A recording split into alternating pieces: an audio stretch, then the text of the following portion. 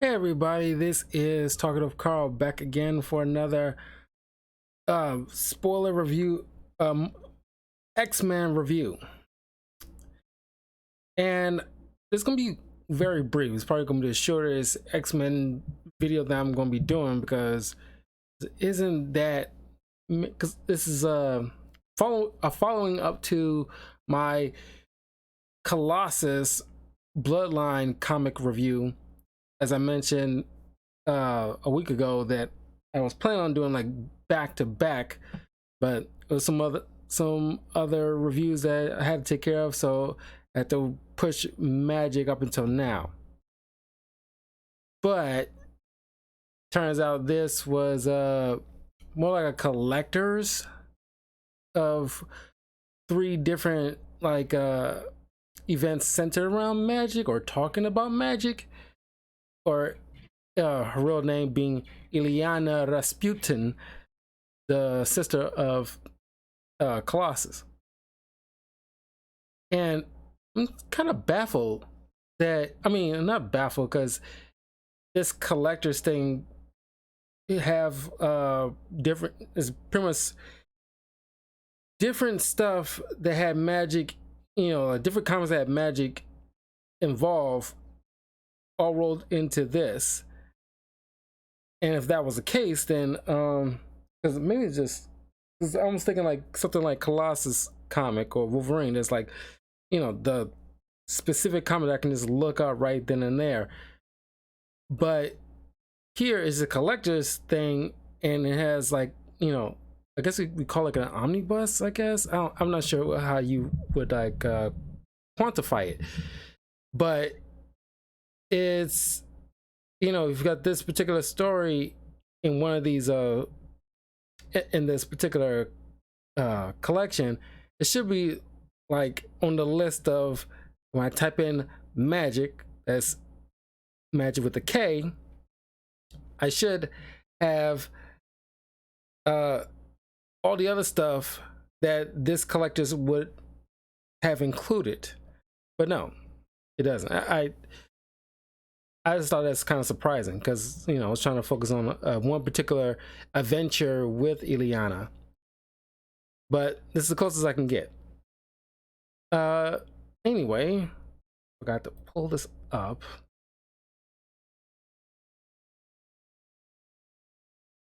I want to cover like Ilyana's abilities because she's tied to actual supernatural stuff. She's like the because Magik is a mantle, not her actual name, X-Men name. Is one of those, it's kind of like Scarlet Witch, where she just like her mutant ability gives her ties or just a like a prodigy to magic.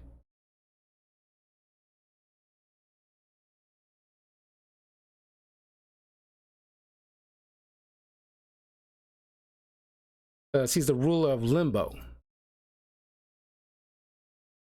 Um,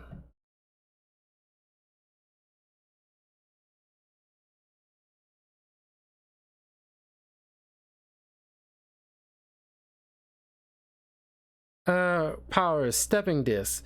She has the mutant ability to mentally control stepping discs, which allows herself and others to teleport across interstellar distances through time or the multiverse. The discs are part of a dimension known as Limbo. This dimension is specifically known alternately as demonic Limbo. Limbo Belasco, Belasco being a fiend that we'll be talking about briefly here. This, I guess you could say he's kind of her rogue, or it's also called the other place. However, when Ilyana mentally calls for a stepping disc, she must use Limbo as a midway point before she can teleport to an alternate location. It is not known if she was genetically predetermined to travel through Limbo, or if she did so because, having been spirited there as a child, it was the alternate dimension she was instinctively aware of. Magik has succeeded in teleporting herself across continents, from one continent to another, and even interplanetary and intergalactic distances on occasion. Apparently, she can mentally scan Limbo while on Earth in order to locate whoever she wishes to teleport from Limbo down to her or on Earth. Time traveling. Unlike most other teleporters, Magik could teleport through time as well as space. She has teleported moments, days, or centuries into the past or future. Especially early on, she had difficulty modulating this ability and would often inadvertently travel through time and space when intended to teleport only through space. Magik was told by Doctor Strange that she had the potential for great feats of manipulating time on a wider scale. Sorcery, energy manipulation, summoning, astral projection, protection spell, binding, exorcism spell, scrying, matter manipulation, shield spell, limbo control, mystical armor, psionic shields, pretty much protecting herself from like powerful psychics. Skilled in black magic, multilingual, knowing native to Russian but fluent in English. Weaknesses, mystical limitations.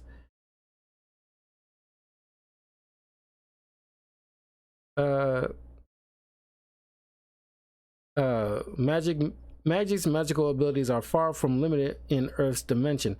She did not formally train as a sorcerer on Earth when younger, so does not fully understand her powers, and is ignorant of even some basic concepts of Earth magic.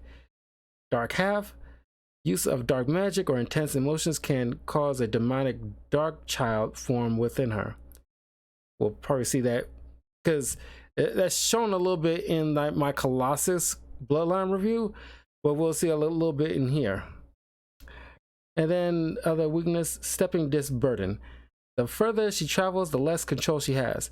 If she doesn't concentrate while teleporting, she can inadvertently teleport through time as well as space. Going through time is far worse than simply traversing space. After such jump, she is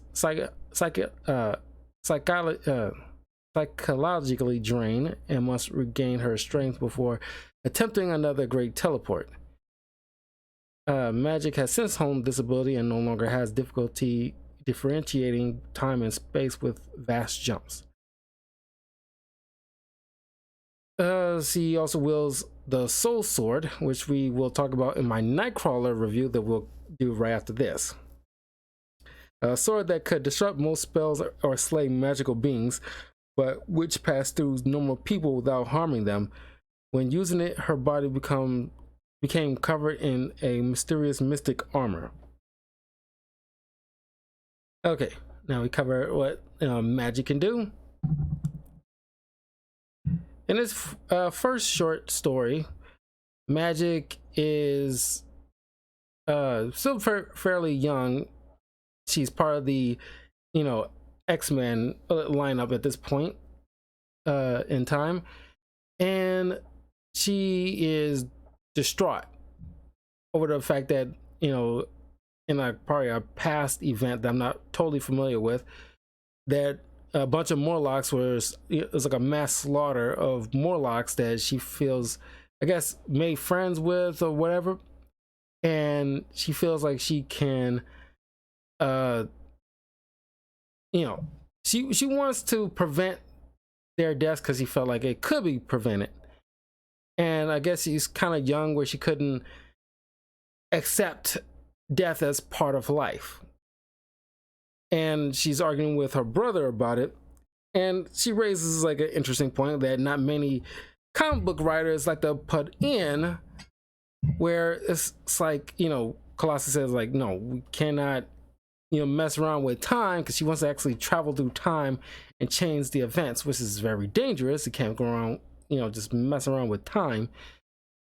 Because I was watching this video where this physicist was going over about like, the concept of the multiverse in the MCU as it's been covered so far. And what Professor Hulk, brought up, which is fairly accurate, and even the Loki show, is that if somehow somebody was able to go back in time to do whatever, like he used the example of like preventing the assassination of Abraham Lincoln. If you go back in time to prevent that, it still technically happened. What you would have just done is made an alternate timeline. Because every time we make any action, no matter how minor, it causes a ripple effect and a potential multiverse. Any decision that we make cause another multiverse, because there's one of us somewhere out there in the multiverse that made a different path that took us on a different course, a different choice that took us on a different course. And so if you're like, if Ileana, because it doesn't prevent like Abraham Lincoln from, he still died, that course is still set, is always moving. You just made a branch that just happens to be a different outcome. So what Ileana will be doing is kind of futile anyway. Of course, this is way back in like mid 2000s or just past 2010s, I think, when this comic book was probably written. But the logic will probably still be sound that, of course, it's comic book logic, but if it would have gone down the comic book logic way, most times we're dealing with time in the past, it causes a not necessarily a branch, but it's like it does change some stuff, but probably will make it worse. You try to alter events that has to more than likely transpire. So she would have just made like a different alternate branch, and she might be privy to the fact that she changed things, but to everybody else, it still happened. You can easily look it up. It was very fascinating. But she brings up like how many times other X-Men or even superheroes in general have come back from death, and kudos to the writer who bring this up. And Colossus is like, yeah, sure, there's times our friends have came back, but this is just not one of those times, mainly because the Morlocks aren't like the I'm pretty sure they have been, I'm not sure, but does anybody really feel enough like got the energy enough or wherewithal to like, hey, I got an idea, Marvel Marvel editors, how about we make a Morlock story? And it's like, hardly anybody really cares. I'm sorry to say, I'm pretty sure there's a few outliers like Marrow or Callisto who actually have like some agency into the world of Marvel, especially X-Men canon. But Ricky Dink X-Men, not X-Men, but just mutants in the Morlock tunnels that just looks just janky, and oh, he got webbed toes, or he got bird beak, and it's like nobody hardly cares, at least not to the extent. They're mainly, I won't say cannon fodder, but it's just they're plot devices to push along the story where somebody gets kidnapped or a bunch of them die. And it's not the first time there's stories where the Morlocks have been killed by somebody and caused the X-Men to take action. They're plot devices, sorry to say. So she, ignoring her brother's warnings, takes like one of Xavier's notes, goes use her powers, go back in time before some assassins group try to take him out. She has stood there and just does not take any action. She allows it to play out. Pretty much learn her lesson about how death is an important piece of life, that you can't just prevent it at a whim because you don't like who gets dealt it out. You you're not in that position to make that choice. But she made Colossus, like, promise, like, and which is kind of, and she's like a petulant kind of teenager at this point in time. She made Colossus promise, and Colossus ignorantly, and he points it out himself, ignorantly said, like, yeah, I promise, like, you please don't leave me. You promise you won't leave me, Colossus? Because there's only these two left in their entire family. So until they have children of their own, they're the only two left. So Colossus just like promised not to leave her. Of course, the narration is being carried on by Colossus as he's kneeling at like these grave sites of himself.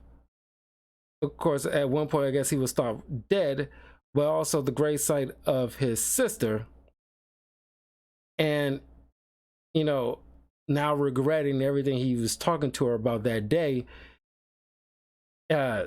So, these two are a very close-knit brother and sister. And he just, I'm not sure, because it's probably been a couple of times. It was only one time I remember Illyana dying. It was from the legacy virus a very long time ago. Of course, obviously came back. I'm not sure what other times she died. The X-Men died a lot. So it's hard to pinpoint all the times. But that's just one story. Very sad story. But then there's another story where these group of mutant children are just telling ghost stories to each other. And there's one girl named Blindfold, because she's wearing a blindfold. I'm not sure what her mutant powers is, but she's just very creepy. It's kind of like she carries herself like that. If you watch the Mario movie, like that blue star that was trapped in that cage, very kind of like gloomy Gus with a pleasant voice to their name. To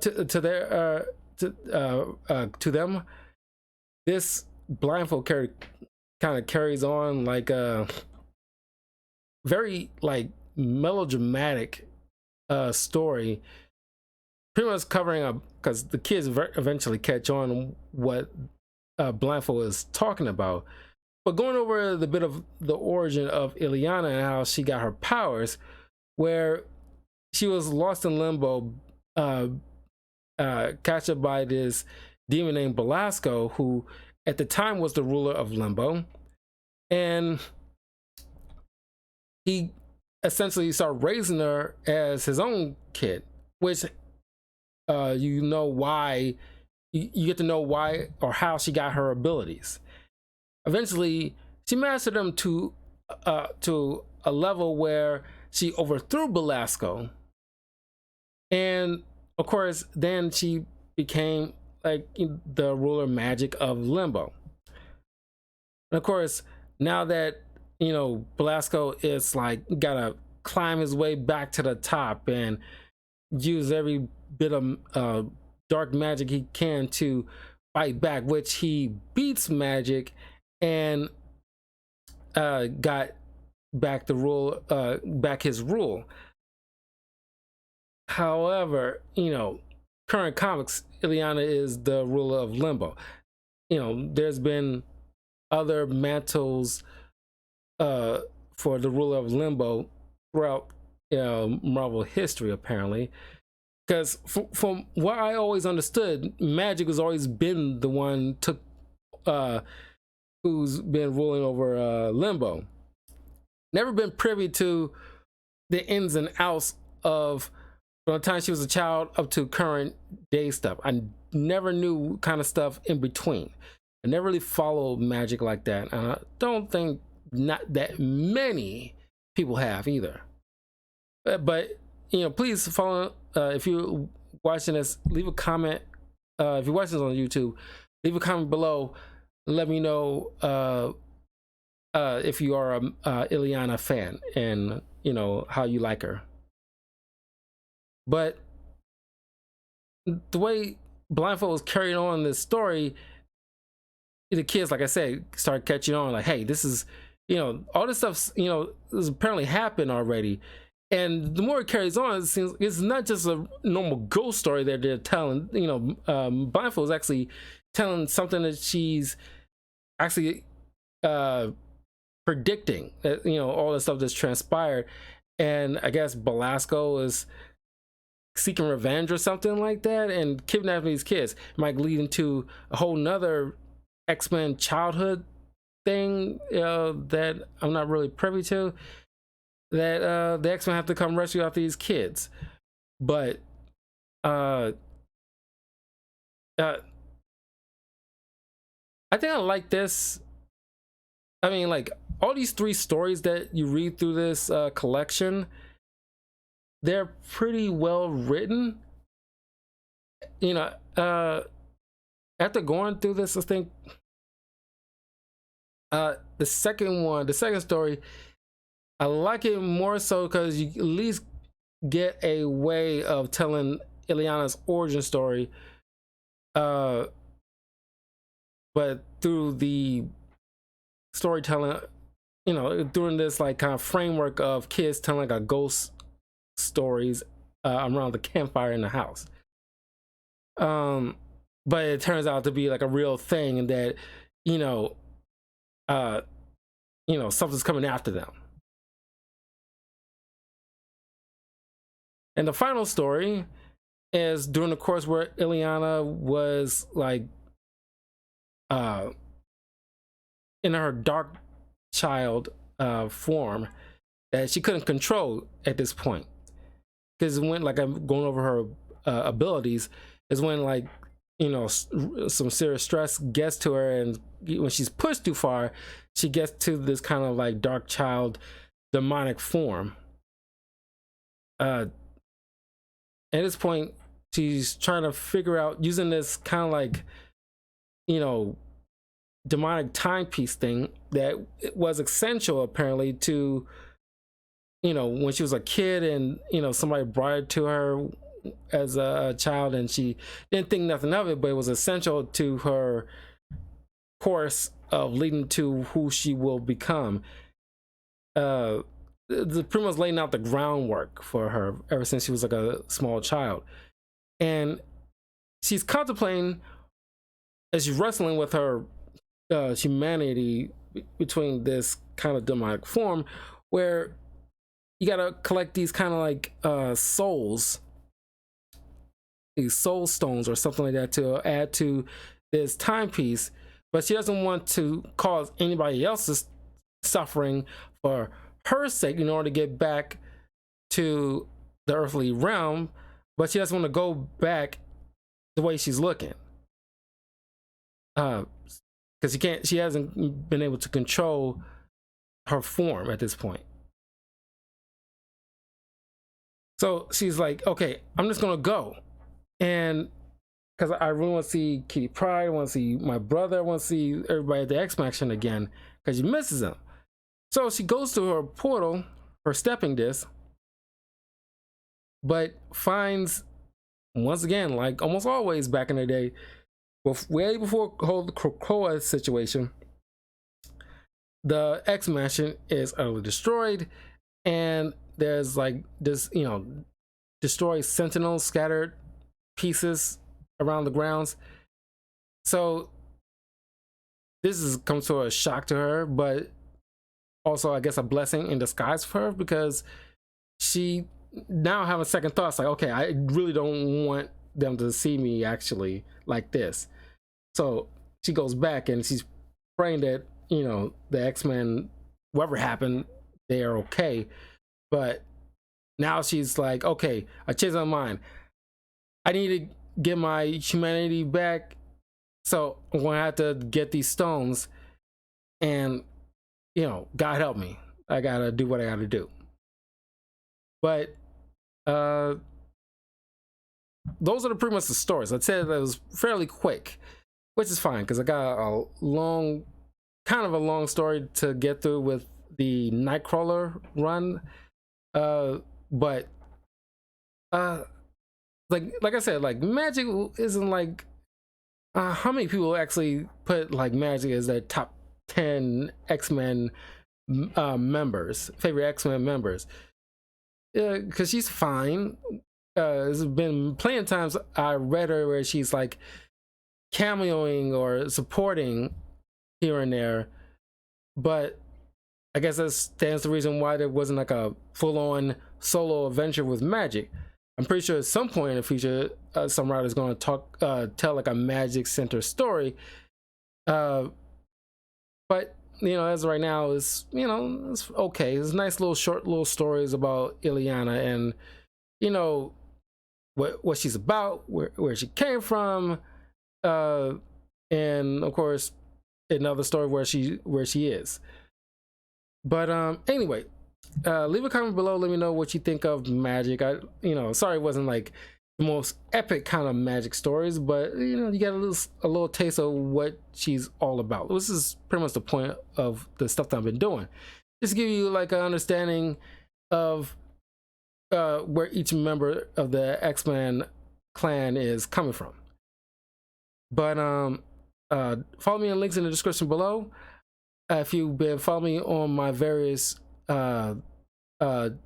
links, Instagram, Twitter, YouTube, Twitch, so forth, I am starting to collect questions from you guys because I'm very close to reaching the 400 subscriber goal, so I can do the Hot Ones challenge video for you guys in celebration.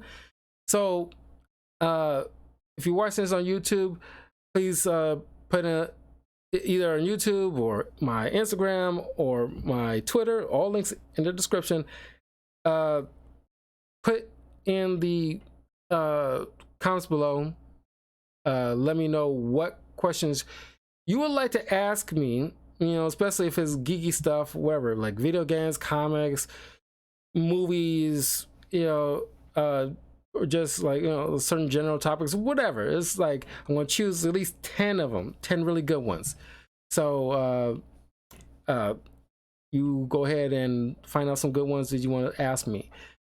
Anyway, I will see you all in a few minutes where I cover Nightcrawler, Kurt Wagner, and I'll see you all soon.